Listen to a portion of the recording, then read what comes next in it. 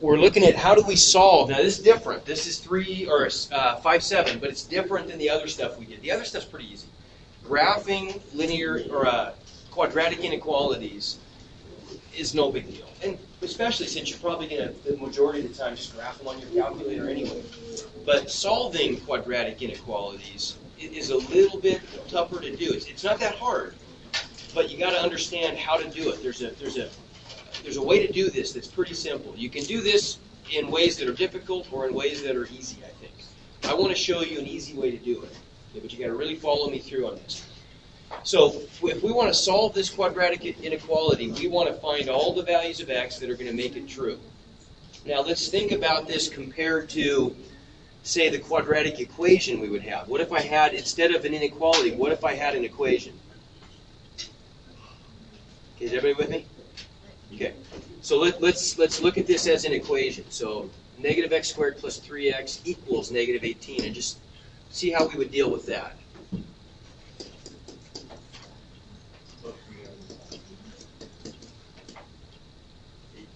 I'm going to make it plus 18, actually. No, minus. There we go. Okay, so what would I do if I wanted to solve that quadratic equation? Okay, add 18 to both sides. So I'm setting it equal to 0, right?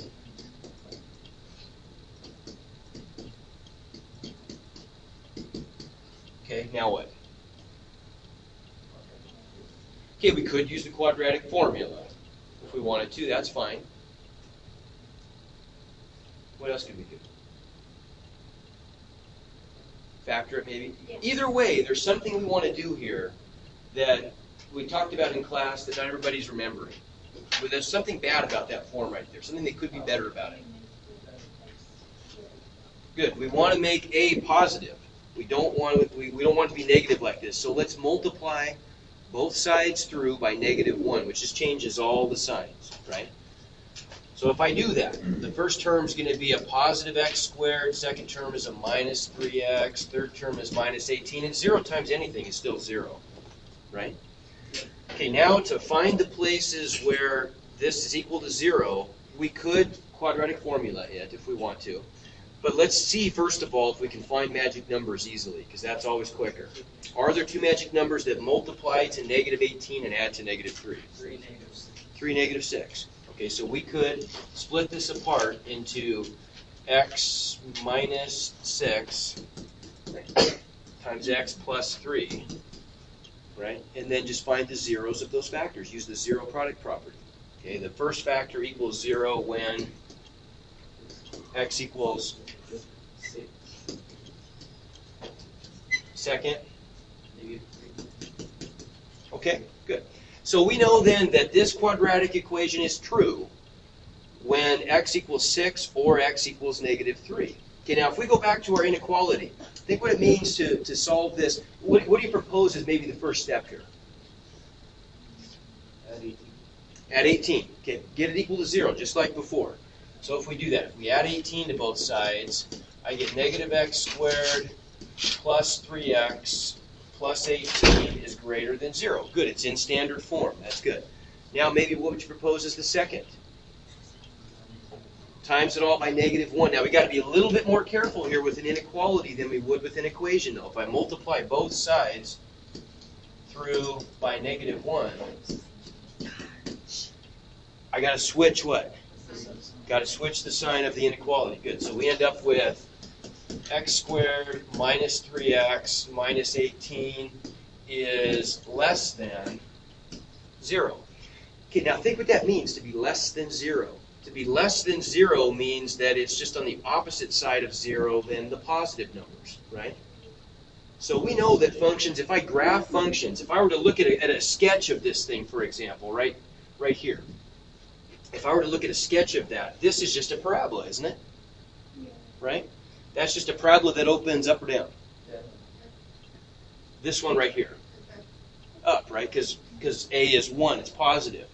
So if I take this part right here, and I just think of that, if I graph y equals that, x squared minus 3x minus 18, what I'm going to get is something like that, right? Now that's the same parabola that we would have gotten if we would have graphed that, right? Same thing, same parabola. Only here, we were looking for where the parabola equaled 0. So that was right there and right there, right? -3, +6, is that right? We got for our answers? So there's the y-axis, there's the x-axis. Those were our answers, right? We got that x equaled -3 or x equaled 6. Okay, if we want to find the places where this parabola is less than 0, what are we looking for? Now, really, this whole thing is just calculating y values, isn't it? When we graph the function. Right, exactly. We're looking for the negatives, aren't we? Okay, there's our graph, right? We want to know when is this parabola, when are these values that we're graphing, when are they less than 0? Well, that means below the x-axis, right? Does that make sense? So what we're really looking for then are these parts down there, right? Now, where's that going to happen? Well, that's going to happen every place between the zeros then, isn't it? Right? The stuff that we did when we solved the equation instead of the inequality, what that did for us is it found where the parabola was crossing the x-axis. We found the zeros. It happened at -3, and it happened at +6. Right? So in this case, if we want to know not that, but instead, where is the parabola below 0, we're looking at the part, in this case, between the two zeros. Right? Make sense? So our answer would just be, we already did the hard work. We already did solve the quadratic equation and found those answers. And so we just want this stuff, when x is greater than -3 and less than 6.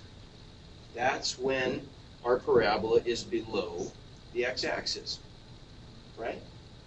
So that's how we could actually interpret this then. We could, when we read this problem right here, we could interpret this as saying, this is a parabola, so we're asking, when is the parabola, for what x values is this parabola below, that's what that less than 0 means, below the x-axis. You want to know when is y negative, right? Okay, what would I be saying if, does that make sense, everybody? Now, if this question had been asking instead, if this were a greater than sign, we would have wanted to have known when were the y values positive. When is the parabola above the x-axis in this case? And that would have been either over here or over there, right? It would have been either x is less than -3 or x is greater than +6. See what I'm getting at? So you can make this really simple if you just draw a representative sketch and then see which one applies to what you're being asked to do. It's always going to either be the loop of the parabola or it's going to be the tails of the parabola, one or the other. Yes, sir? Did you say that multiply to -3 and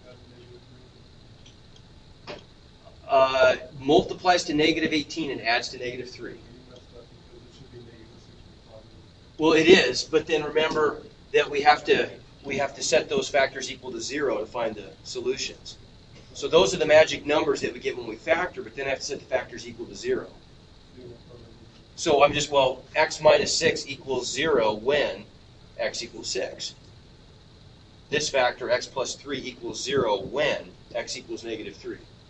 Okay? So let's try another one. How about if we want to solve this one? I'll start with one that's already in standard form. Let's try solving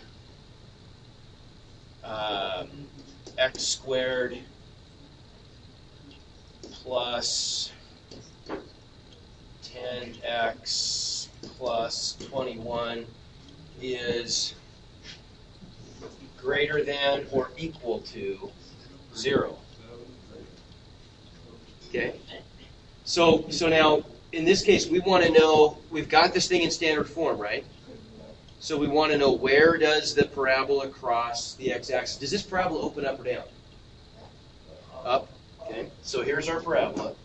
If we sketch it, doesn't have to be accurate. There's our parabola. Now, assuming that it crosses the x-axis then, this is the part right here that's saying this part is saying above or equal to, right? So it's really saying on the x-axis, that would be the equal part. That's the equation part. Or above is the inequality part. So that's how we interpret that. We want to know when is this parabola on or above the x-axis. Now, when's that going to happen on my picture? So it's going to happen. So there's where it's on. There's where it's above on this tail. There's where it's on the x-axis. There's where it's above on the left tail. Right? So that's going to be an or statement. We know our answer is going to look like this. It's going to look like either x is less than that number, or x less than or equal to, sorry, or x is greater than or equal to whatever that number is. We got to just find those numbers, but the way we do that is solving the equation, right? So we could just go up and set this thing equal to 0.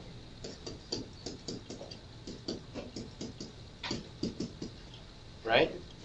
Are there magic numbers that multiply to positive 21 and add to 10? 7 and 3. 7 and 3. So x plus 7 times x plus 3 equals 0. So what are my zeros then? Either x equals -7 or -3. So which one would be on the left? -7 or -3? -7. Sure, that's -7, isn't it? So x is less than -7, or x is less than or equal to -7, or x is greater than or equal to -3. See how it works? It's kind of simple. It's not that big a deal. Let's try one more. If you get this, you get it. Okay, I'll give you one that's the opposite way. Let's try. Okay, let's try this one. Okay, I'm going to make as hard a one as I can make here.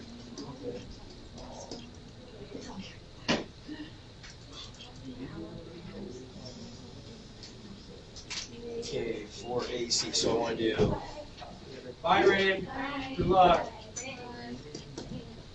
Good luck.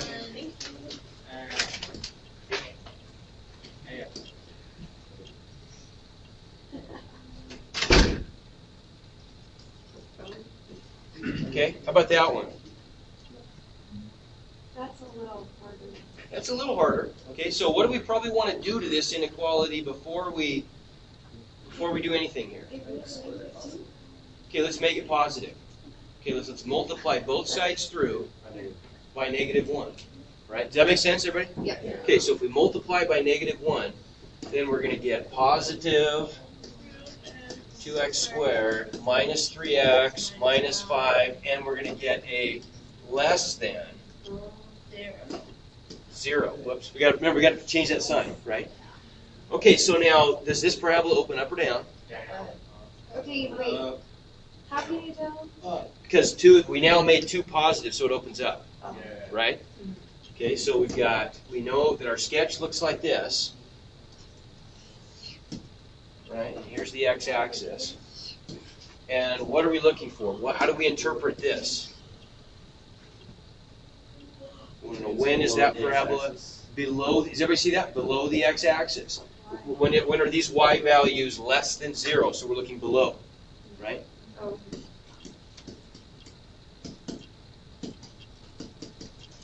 Below the x-axis. So that's going to be from there up to there, right? Not including the x-intercepts, though, because we don't have an equal sign in our inequality, right? So only below. So is that going to be, now when's that going to happen? If I knew that x-intercept and that x-intercept, how would I say my answer? My solution is x is what?